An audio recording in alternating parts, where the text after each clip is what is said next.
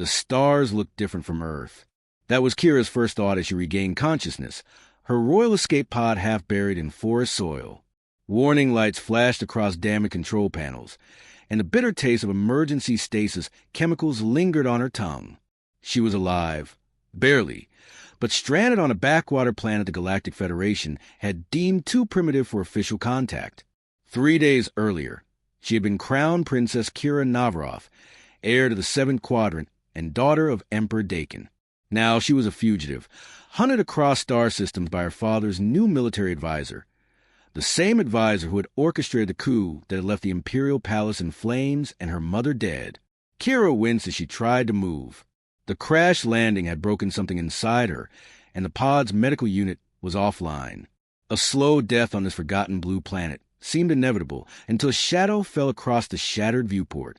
Through the cracked glass stood a human male, tall and weather-worn, with curious eyes that reflected neither fear nor aggression, just genuine surprise at finding a purple-skinned woman in a smoking metal container in his hunting grounds.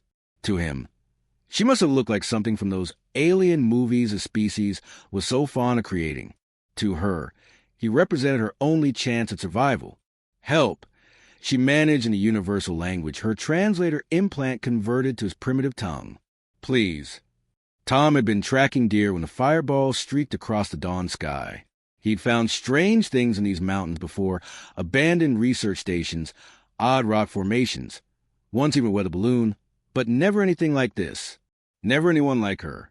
Don't move, he said, voice steady despite his racing heart. You're hurt. 20 light years away, Emperor Dakin stood on the command bridge of the Imperial Dreadnought, his face a mask of cold fury as reports confirmed his daughter's escape pod had breached atmosphere on Sol 3, Earth, an insignificant planet, but dangerously far from Federation space. Find her, he ordered his new advisor, the architect of his recent political transformation. Whatever primitive helped her will regret the day their species evolved from the muck. His advisor nodded, yellow eyes gleaming. The humans will present no challenge. Your Eminence. They're barely into their digital age. No match for our hunters. Back on Earth, Tom carried the injured alien princess through the forest to his cabin, hidden deep in the mountains where he'd retreated after leaving his military past behind. He had no way of knowing that the strange markings on her skin denoted royalty, or that the small device clutched in her hand contained information that could topple an interstellar empire. He only knew she needed help, and something in her eyes told him the trouble following her would be unlike anything humanity had ever faced. As night fell and distant stars began to appear, Kira watched this curious human tend her wounds with primitive but surprisingly effective methods. Their worlds couldn't have been more different, yet something fundamental connected them. Something the galaxy's most powerful emperor and his armies of advanced warriors might never understand. She had 3 days, at most, before they would trace her signal. 3 days to heal. 3 days to explain to this human that he had just become involved in a war spanning galaxies. 3 days before the skies above Earth would fill with ships that would make humanity realize, once and for all, that they were not alone in the universe, and that they were hopelessly outmatched. Tom's cabin creaked in the night wind as he checked the alien woman's temperature for the 3rd time that hour. Her skin felt hot, too hot for a human, but was that normal for a kind? The purple hue of her skin had paled slightly, and the strange symbols etched along her forearms pulsed with a faint blue light. You've got a fever, he said, though he wasn't sure she could understand him. Her translator had worked earlier, but now she drifted in and out of consciousness, murmuring words in a language that sounded like singing. 6 years in Special Forces had prepared Tom for a lot of things, but not this. After his last deployment, after what happened in Kabul, he'd retreated to these mountains, built this cabin with his own hands, determined to leave violence and chaos behind. Now chaos had literally fallen from the sky. He rinsed a cloth in cool water and placed it on her forehead. Her eyes fluttered open. The data core, she whispered, her accent strange but words clear. You must hide it. The what? Tom asked, glancing at the small hexagonal device she'd been clutching when he found her. It sat on the bedside table, occasionally emitting soft chirps like some electronic cricket. If they find it, your world ends, she said, struggling to sit up before pain forced her back down. My father, not himself anymore. The ascendancy has changed him. Tom gently pressed her shoulder back to the bed. Don't try to move. Whatever's broken inside you needs time to heal. In the distance, a low rumble of thunder rolled across the mountains. But when Tom glanced out the window, the stars shone brightly in a clear sky aboard the Imperial Dreadnought. General Vex watched as his tracking team narrowed down the princess's location. Earth's primitive satellite network was pathetically easy to access, and thermal imaging had identified several anomalous heat signatures consistent with Navarothian biology. We have her location to within 100 kilometers, my lord, he reported to Emperor Dakin. The hunter drones will pinpoint her exact position within hours. The Emperor stared out at the blue-green planet on the view screen. Once, he would have admired its beauty, its biodiversity, the fascinating primitive civilization developing there. He had even argued for its protection in the Galactic Council, pushing for the quarantine zone that kept other species from interfering with humanity's natural development. But that was before the Ascendancy's parasites had worked their way into his mind, before they had shown him the truth. That sentimentality was weakness, and weakness could not be tolerated in an empire that would rule not just this galaxy, but all galaxies. Send in the harvesters, he ordered. I want my daughter back, and I want the human who helped her. General Vex hesitated. The Council's quarantine protocols mean nothing now, Dakin interrupted, his voice eerily calm. The old ways are done. The Ascendancy will guide us to true power. Ready the atmospheric penetration teams. Back on Earth, Tom was showing Kira how to use the satellite phone, his only connection to the outside world, when the signal died abruptly. At the same moment, his battery-powered radio crackled with emergency broadcasts. Unprecedented meteor shower, massive electromagnetic disturbances, authorities advising people to stay indoors. Kira's face drained what little color it had.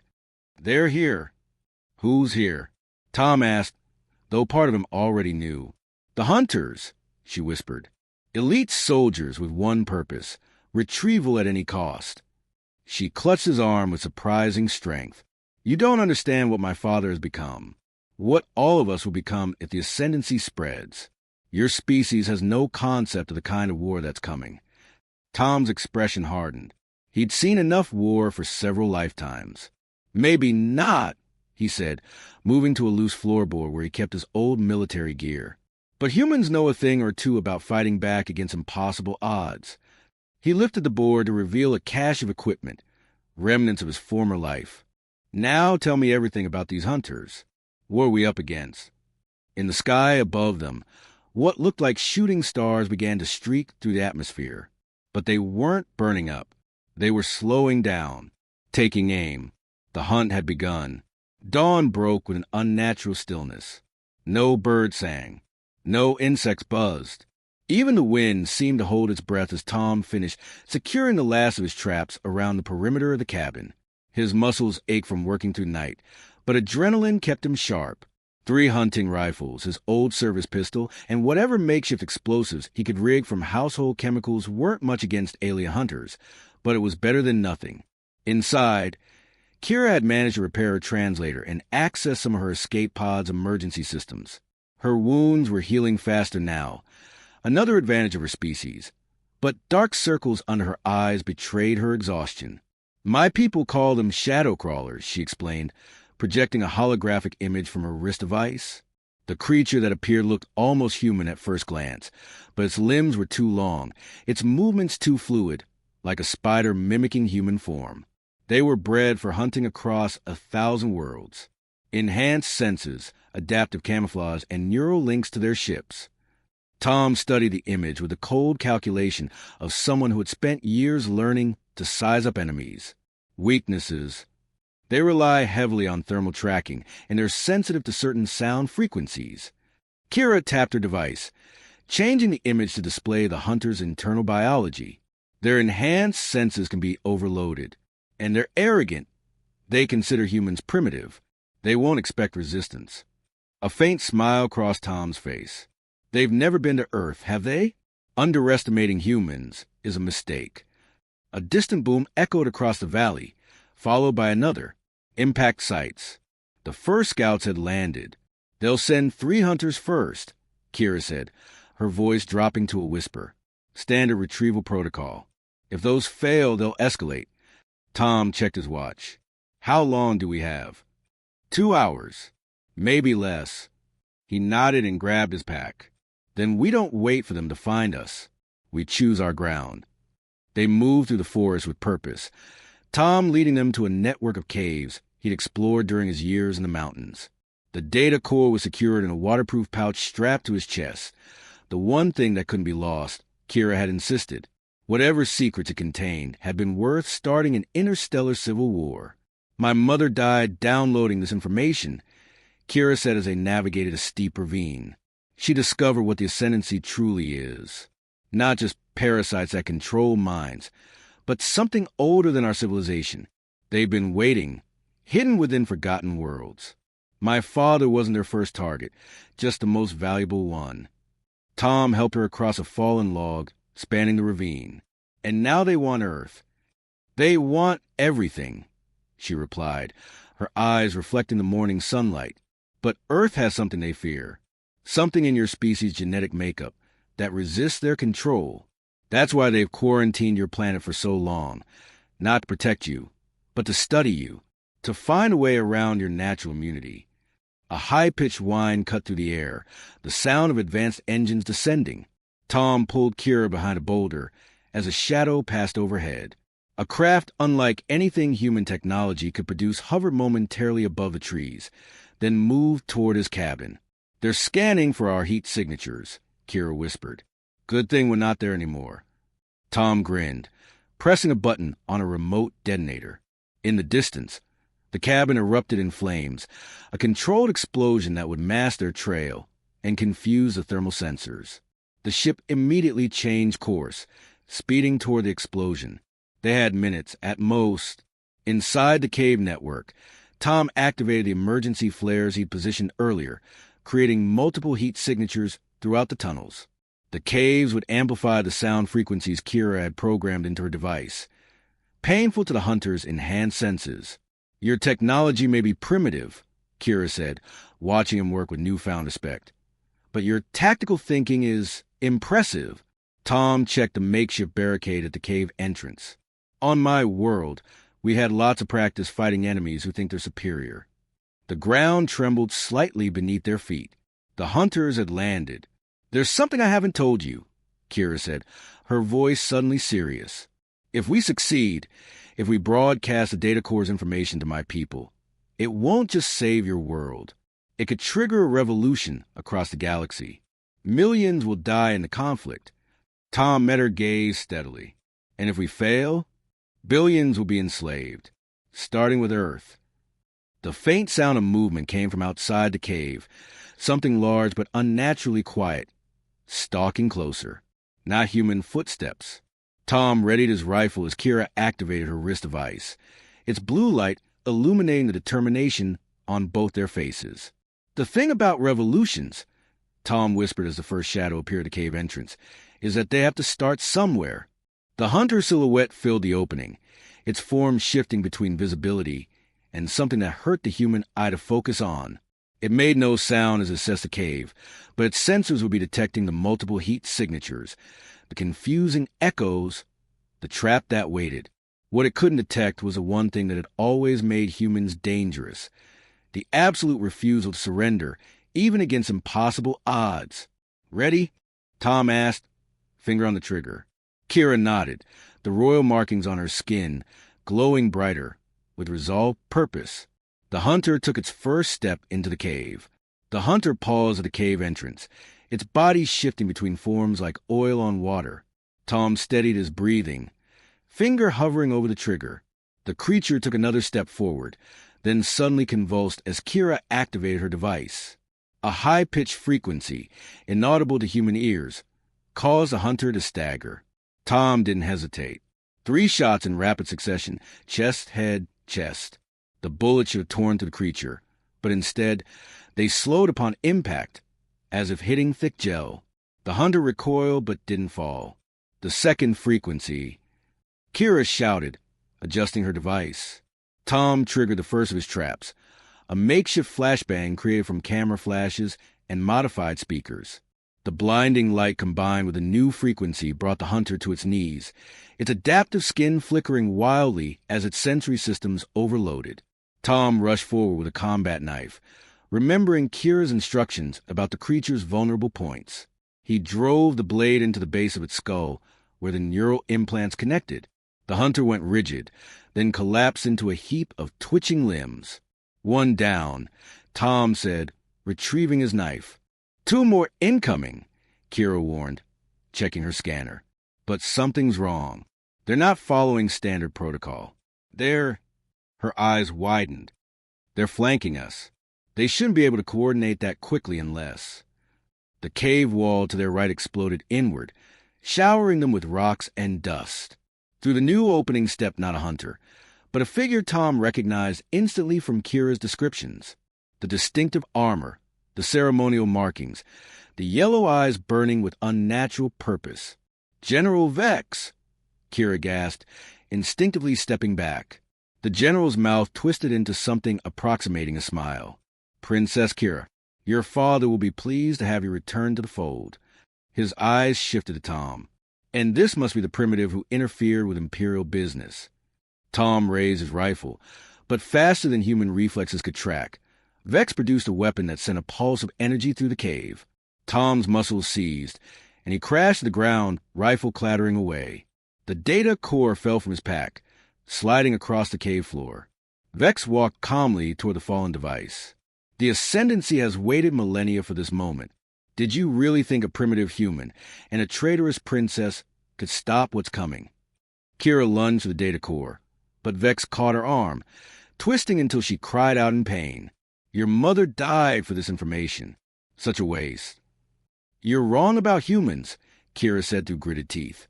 They're stronger than you know. Vex laughed, a hollow sound that echoed through the cave. We've studied them for centuries. Primitive, emotional, divided. They'll make perfect hosts.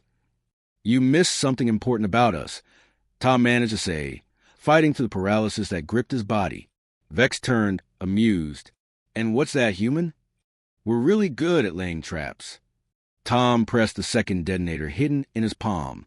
The cave ceiling above Vex erupted, not with an explosion, but with a torrent of water from the underground river Tom had diverted during their preparations. Caught by surprise, Vex lost his footing as the rush of water knocked him backward. The data core spun away in the current. In the confusion, Tom fought through paralysis and tackled the general, both of them crashing into the churning water. They grappled in the flood, Vex's superior strength nearly overwhelming Tom until Kira joined the fight, striking the general with a jagged rock.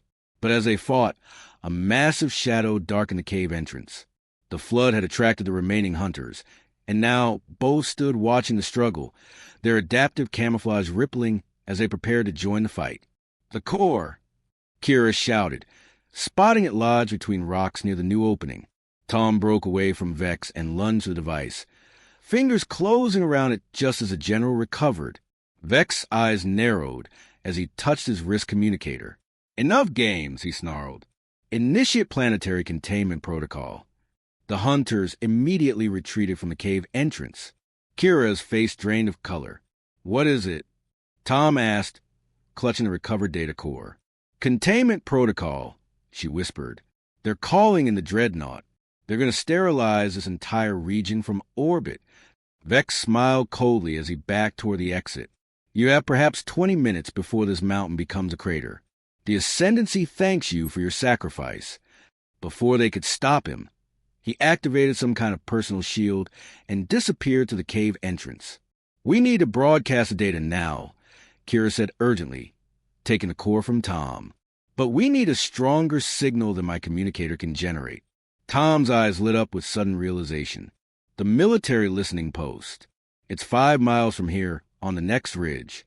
If we can reach it, we can hijack their satellite uplink, Kira finished. But we'll never outrun the orbital strike. Tom checked his remaining equipment, mind racing through options. Then we'd better find another way to move. Outside the cave, barely visible through the trees, One of the hunter's ships sat unattended as its operators pursued their quarry on foot. "You ever fly one of those?" Tom asked, a reckless grin spreading across his face. Kira matched his expression with a determined smile of her own.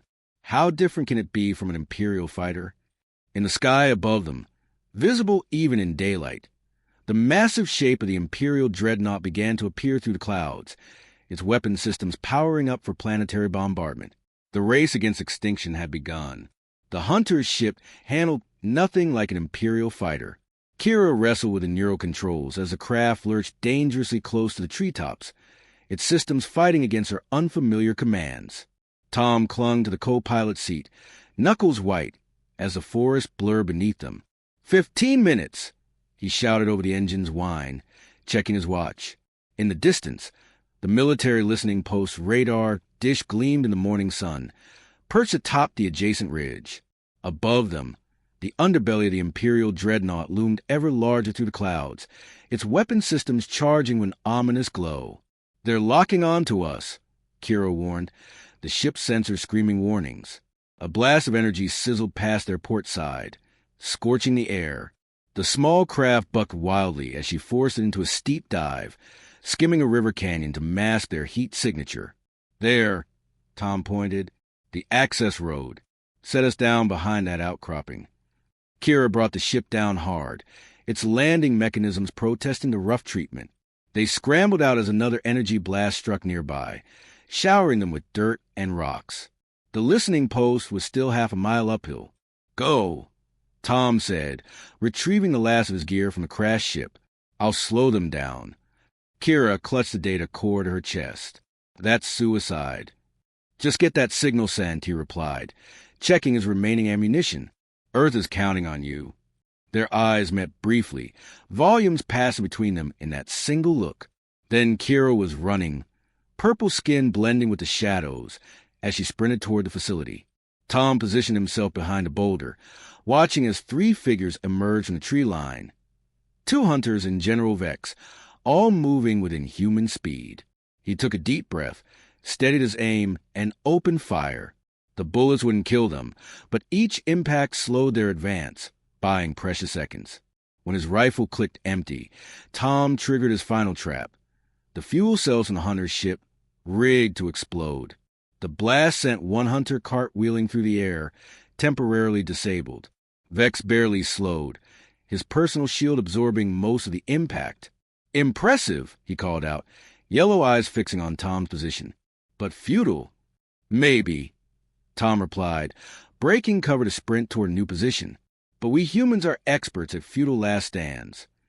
At the listening post, Kira smashed through a side entrance, startling the 2 technicians monitoring the equipment.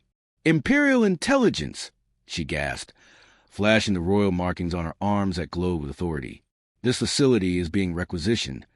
The confused technicians back away as she rushed to the main console, fingers flying over the unfamiliar Earth technology. She plugged the data core into an adapter from her wrist device, frantically converting the signals. "Broadcast capabilities, satellite uplink. There," she muttered, rerouting power to strengthen the signal. The data core hummed to life, its stored information beginning to flow into Earth's satellite network and beyond, to every corner of the galaxy where Imperial communication relays could receive it. Outside, Tom had led his pursuers on a desperate chase, using the terrain to separate them. The wounded hunter had fallen behind, but Vex was gaining ground with every step. Tom's lungs burned as he pushed harder, knowing each second he survived meant another piece of data transmitted to the stars. 10 seconds of orbital strike. Vex called out, almost conversationally, "Your sacrifice changes nothing." Tom dove behind a fallen tree as Vex fired, the energy blast splintering with inches from his head. "That's where you're wrong," he gasped. "It changes everything." Inside the listening post, the main screen flashed as the data core completed its transmission. Kira's hands trembled as she initiated the final sequence, a direct communication link to the Imperial fleet. Her mother's face appeared momentarily in her mind. This was for her, for Earth, for all free species. The data core projected a holographic display showing the true nature of the ascendancy. not merely parasites, but fragments of an ancient consciousness that had been manipulating galactic evolution for millennia. And most crucially, it revealed the Ascendancy's one weakness, a specific frequency that disrupted their neural control, derived from studying human brain patterns. Transmission complete.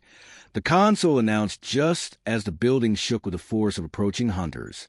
Outside, Vex suddenly staggered, clutching his head as if in pain. The yellow glow in his eyes flickered. Above them, the Dreadnought's weapons abruptly powered down. "What have you done?" he snarled, his voice changing, becoming more his own. Tom smiled grimly. "She did it." The sky above them filled with new vessels, ships of designs different from the Imperial forces. The rebel faction of the Empire, receiving Kira's broadcast, had arrived with unexpected speed. As Tom watched in amazement, Emperor Dakin's face appeared in the sky, a massive holographic projection from the rebel flagship. But something was different. The coldness was gone from his eyes. "This is Emperor Dakin to all Imperial forces." His voice boomed across the mountains. "Stand down immediately. The Ascendancy's control has been broken. His voice faltered. "I have been compromised. The quarantine of Earth is to be reinforced, not for our protection, but for theirs." Vex collapsed to his knees as the parasite within him lost its grip, the frequency from the data core disrupting its control. The hunters similarly faltered, their neural links to the command ship severed. Tom ran toward the listening post, finding Kira standing outside, tears streaming down her face as she watched her father's projection. "It worked," she whispered. "The human frequency. It's freeing them." But as rebel ships engaged the remaining loyal Imperial forces in the skies above Earth, a final transmission cut through the chaos. General Vex, fighting through the pain of separation from his parasite, had activated his personal communicator. "Contingency Protocol Omega," he gasped, blood trickling from his eyes. "Release the sleeper agents." Across the globe, in major cities and remote outposts alike, seemingly normal humans suddenly stopped whatever they were doing, their eyes flickering with familiar yellow glow. The Ascendancy had been on Earth all along. 3 days after what the media was calling a massive meteor shower, Tom stood on the ridge overlooking his destroyed cabin. The military had cordoned off the entire area, explaining away the craters and debris as experimental aircraft testing gone wrong. Beside him, Kira wore borrowed clothes and a baseball cap that concealed her distinctly non-human features. "They're containing the sleeper agents," she said quietly, reviewing reports on her wrist of ice. "Your world governments took the threat seriously once my father provided proof." In the wake of the Ascendancy's exposure, an uneasy alliance had formed between Earth's major powers and the liberated Imperial forces. The sleeper agents, humans who had been secretly implanted with dormant Ascendancy parasites during previous covert visits, were being located and treated with a frequency that disrupted the neural connection. "How many?" Tom asked, watching military helicopters circle the impact sites below. "Hundreds, not thousands," Kira replied.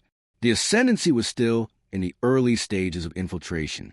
They needed your genetic code, needed to understand how humans resist their control naturally.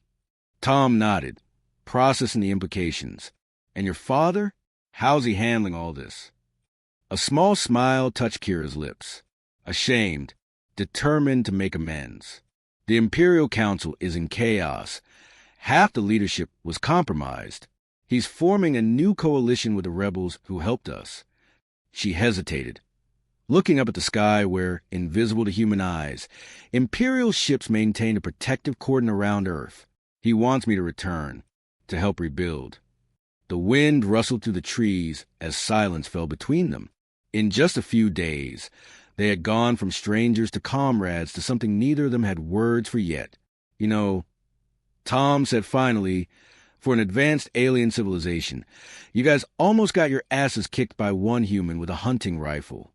Kira laughed, the sound bright and genuine. "Perhaps that's why the Ascendancy feared your species so much. Imagine what billions of you could do." A military jeep appeared on the dirt road below, making its way toward them.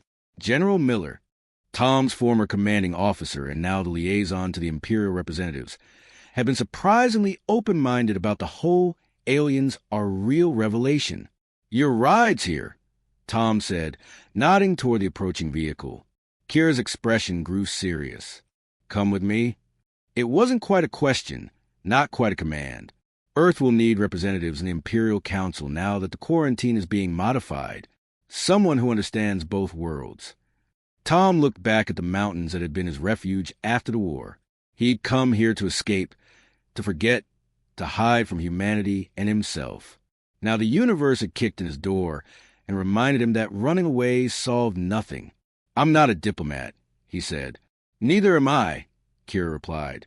"I'm a princess who crashed in the woods and got rescued by a primitive human. The galaxy is changing because of what we did. Don't you want to see what happens next?" The Jeep stopped nearby, and General Miller stepped out, sunglasses hiding his eyes. They're ready for the demonstration. Princess Kira. The Security Council is assembled. Tom took a deep breath, feeling the weight of the weapon still strapped to his back. The memory of battles fought and yet to come. The ascendancy had been exposed but not defeated. This was just the beginning of a much larger story, one that would forever link Earth's fate with the stars above. "Well," he said finally, "I've always wanted to see the galaxy." Kira smiled, her royal markings glowing softly in the afternoon sun. "Trust me, the galaxy has never seen anything quite like you humans." As they walked toward the Jeep, Tom glanced up at the blue sky one last time. Somewhere beyond those familiar clouds, an empire was transforming. Planets were learning the truth, and species that had never heard of Earth were about to discover that the most powerful weapon against ancient cosmic parasites had been hidden away on a small blue world, inside the minds of supposedly primitive beings who refused to give up, no matter the odds. The Galactic Emperor had indeed been left in shock, not just by his daughter's escape, but by the revelation that the salvation of countless worlds had come from the most unexpected place of all. Sometimes the most primitive solution was exactly what the universe needed.